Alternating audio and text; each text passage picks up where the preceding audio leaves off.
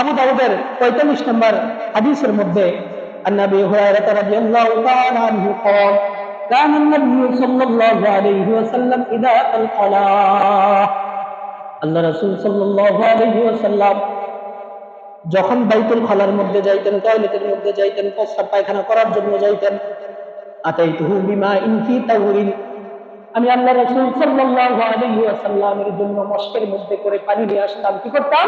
মশকের মধ্যে করে পানি নিয়ে আসতাম। ফাস্তানজা, অতঃপর তিনি কি করতেন? ইস্তেনজা করতেন। কি করতেন? ইস্তেনজা করতেন। টয়লেটের পরে পরিষ্কার পরিচ্ছন্ন হইতেন। সুম্মা মাসাহা ইয়াদাহু আলাল আরদি, অতঃপর তিনি তার হাতটাকে জমিনের মধ্যে ঘর্ষণ করতেন, ঘষতেন।